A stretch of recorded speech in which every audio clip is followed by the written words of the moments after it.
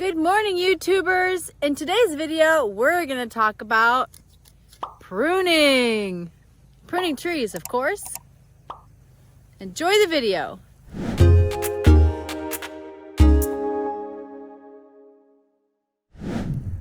So a few things you need to get started. One is your personal protection equipment, your PPE, to work with best practices, safety glasses, gloves, which I'm not wearing, isopropyl alcohol, and a sharpening stone. So the first thing you want to do before you get started is to put a nice little edge on your pruners. Real simple. You can just sit here and tinker on your pruners for a few minutes. Sharpen that edge up a little bit. You can even clean up your blade.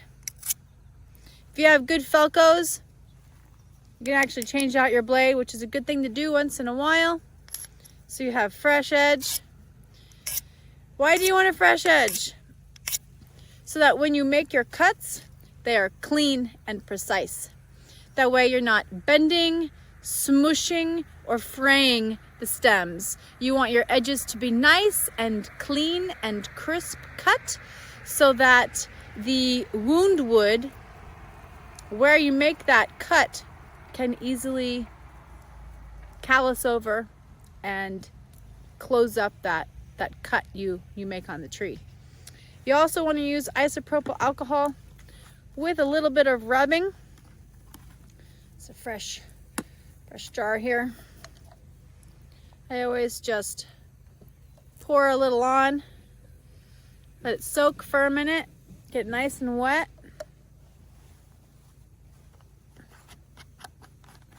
Usually do this at the back of the car. And you want to use a rag to do a little bit of rubbing.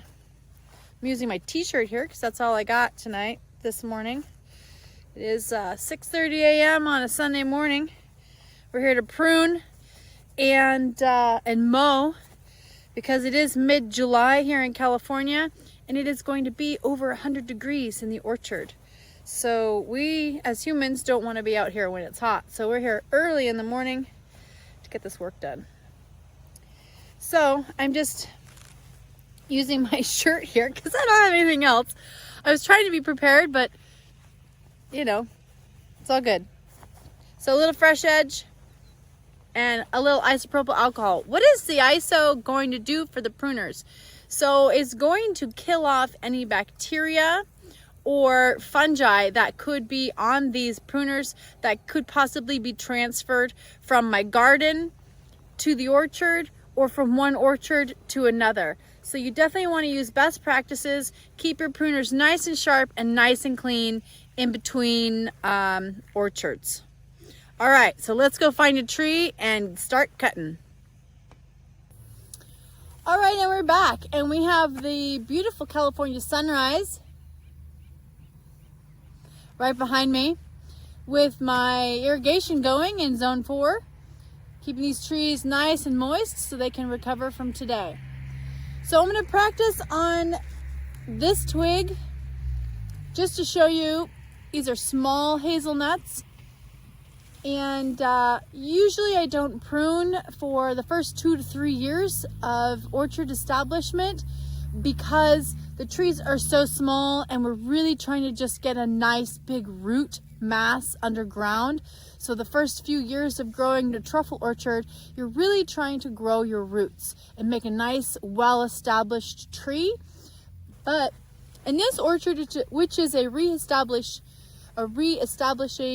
rehabilitation project because the original irrigation system was not efficiently watering the trees, so they suffered, and we had almost 60% mortality. So we are recovering, and a lot of these trees look like this. So if you have trees that just look very sticky how do you tell where to prune, when to prune, and how to prune? So first you check the twigs. You see that? And you see how it has brown tissue inside? Oh, where'd that go? Safety glasses. See that? It popped in my eye.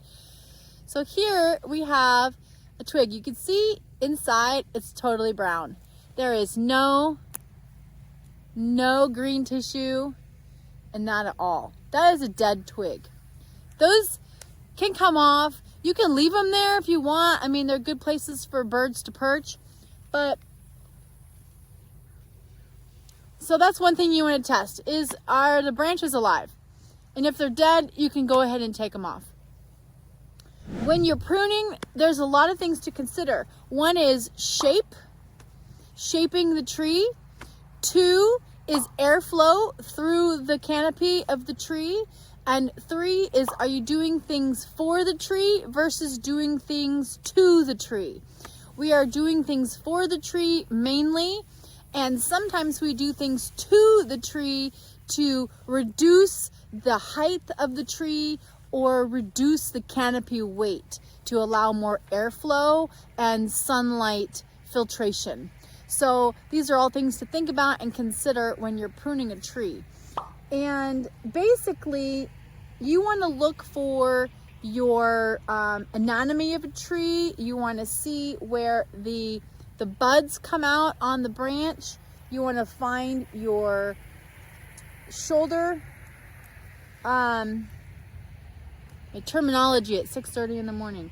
So here you see, let me bring this closer. Here's a branch collar. You see that wrinkly area? That's wound wood. The wound wood on this tree, where the branch collar is, you want to cut at a 45-degree angle within a few millimeters of that wound wood, because that is where there are specific cell types that will seal up and heal up the cut that we make. So when you're considering where to cut, you want to make sure you're always cutting at a branch collar. You never want to prune a tree way out here, just some random place. I see this happening all the time on trees where people just go and just cut a big arm off a tree, and the branch collar is many feet or many inches way back here, and this is a wound that fungus spores can land on and bacteria can get in, and it can cause major infections that will kill off and can get in systemically in the tree and can really cause some damage on your trees. So you always want to cut at a 45-degree angle. I'm going to try to get in here. Sometimes with these little trees, it's hard to get in here. And you can see here, you see that? Brown inside. So this is definitely a dead branch. But where I just cut, we do have new growth coming out, and I can see terminal buds coming out here. So this is going to bush out. Again, to clean this up, I'm not going to cut this back here, but I do have a node right here that has 2 branches coming out. And I'm just going to take this little dead piece off just to clean that up, and then this will come out fresh. So that's doing something for the tree to get rid of some of this dead weight, and something to the tree in terms of making this one little branch look a little bit more aesthetically pleasing. Now, I have, the tree goes up to here, and some of this is water. This is damage from not getting enough water and getting some solar radiation. And so I'm actually gonna just take this whole top off the tree. Cutting at a 45-degree angle. I'm just gonna take that top off the tree. Now here you see green wood. This is green. That's living tissue. You can actually see the pith. Where's the sun? You see the pith, the cambium, the phloem, the xylem. You can see all the tree tissues. In fact, I could section that off and we could look at it under the microscope and look at all the cool parts anatomy inside the tree. Okay, but we're not doing that right now. So that's gonna close up quite nice. I'm gonna actually prune it a little bit closer to that wound wood. Take another couple of millimeters off. You see that 45-degree angle? Really nice, clean cut. Get a little bit closer in there. Yeah, let's see if we can get it. You see that? And the branch collar, it's right here. So that's how you want to make your cuts. Near branch collar where you have wound wood, close up that cut and at a 45-degree angle. Now this other branch, I'm just gonna go ahead and take this one off because it's another dead branch. It's probably just gonna snap. Yep, that's okay. Take this one off down here. It's okay. And this tree, I'm gonna consider done for now. Just taking off a little bit of dead material and allowing these leaves that are here to completely thrive. All right, let's find another tree. Let's do another tree. So I found another tree. This tree, look at the tree. You can see here, buds started to be produced in the springtime, but because of lack of water, this canopy never leafed out. In fact, most of this entire leader, the main leader of this tree, is dead. And the tree also is struggling because it was planted too deep. The root crown and the trunk flare buried too deep in the soil for this type of tree. So it's been struggling here for 2 years. But down at the bottom has lots of foliage. So we're going to weed this tree and give it a haircut. So I'm going to speed up the video and just let you watch.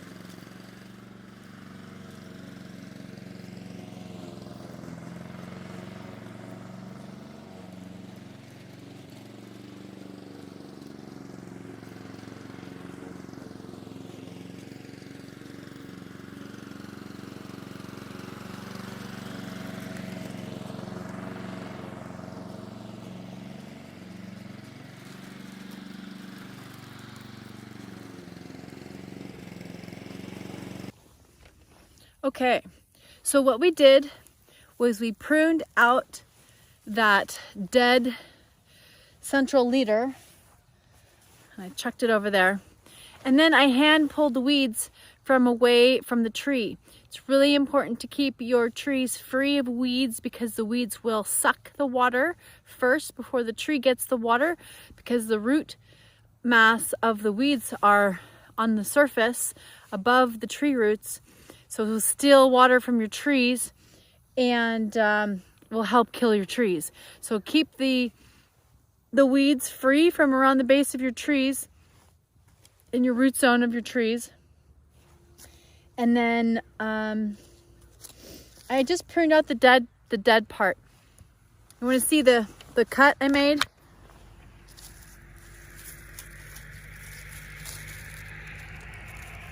Here's the cut that I made. It's right here. You can see on the top. Can you see on the top?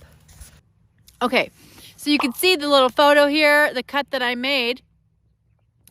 And you can see that that was definitely a dead main leader of the tree.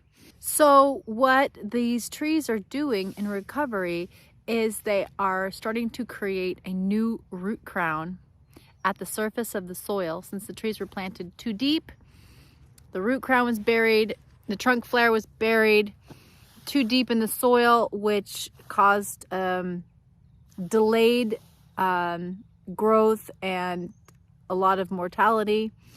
And now the trees are starting a new root crown at the soil surface, where it should have been planted in the first place, and throwing up new whips. Let me show you the whips. Here's a whip. Here's the base of the tree, and this is a whip. This is also a whip here. It's coming out of the base of the tree. So there's a whole new root zone that's happening here that's going to keep these trees alive. All right, let's go prune another tree.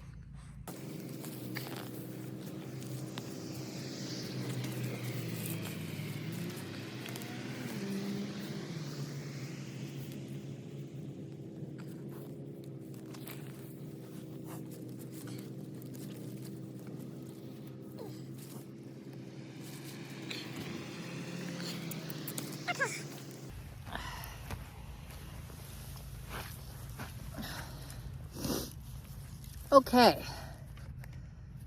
so I often bring a Sawzall, which I call saws almost anything, because a Sawzall doesn't actually saw all, but I use a Sawzall a lot for pruning. And the same rules apply. Use a fresh blade for each new vineyard pruning, or clean it with alcohol and sharpen it. But a Sawzall does get through the thicker branches, because hazelnut and oak branches can get quite thick, and these little pruners,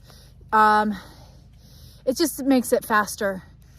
So here you can see this whole main leader totally dead.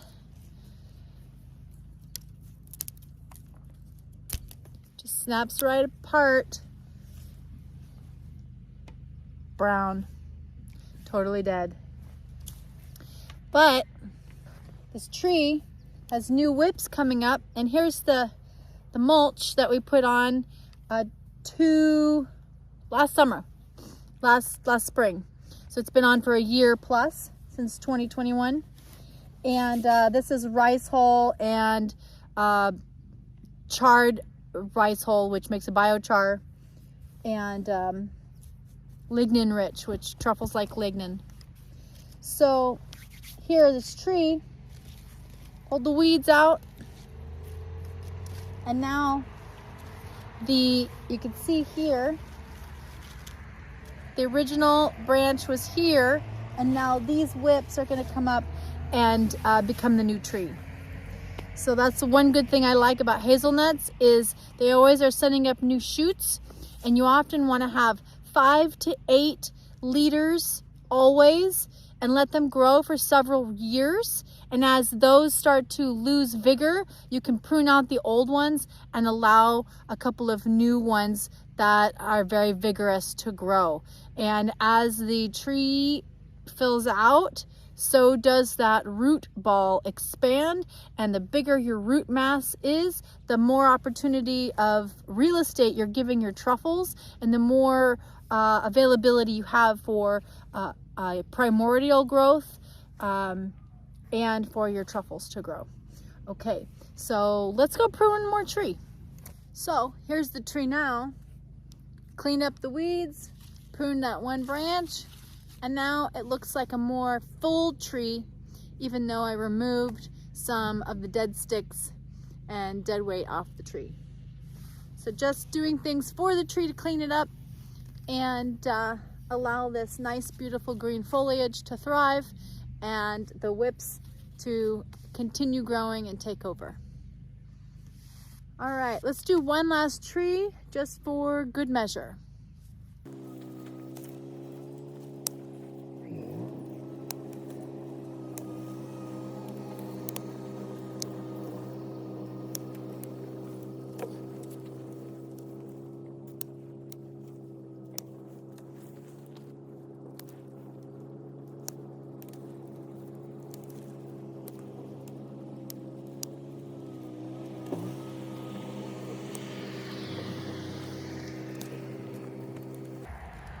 Okay, so all I did with this tree is I took off dead weight, dead branches, allowing the leaf foliage that is on this tree to showcase. And the whips down here at the base are very healthy. This is because we installed, the vineyard team installed upon my direction, drip irrigation that runs in addition to the overhead spray irrigation. So each individual tree is now getting direct irrigation, as well as the entire orchard is getting hosed off so that it cools off the orchard and keeps the solar radiation down to a dull roar, hopefully. But anyways, I digress. These whips, you can see, are nice and fuzzy. You can see this fresh tips growing with fresh foliage being produced. And that means that these roots are really thriving. You can see down at the very base of the tree, these are whips coming out from the very, very base. They're not coming out from the existing leader. Some of them are. Most of them are coming directly out of the, let me get rid of these weeds, coming directly out of the soil, which is what we want. This is a sign that the tree is recovering and going to thrive. So hopefully in 2 years, this tree will be a 10-foot tall, multi-liter, just monster of a hazelnut. We'll see. But so that is all for pruning. If you have any questions, please leave me in the comments below. If you have suggestions or want some other subject matter, please send me a note. You can private message me on Instagram or Facebook or here on YouTube, and I'll get back to you and I'll probably make you a video. And other than that, like, subscribe, ding the bell to get the whistles. Go be a fun guy and have a fabulous day. Oh, and thanks for watching, of course. Always thanks for watching.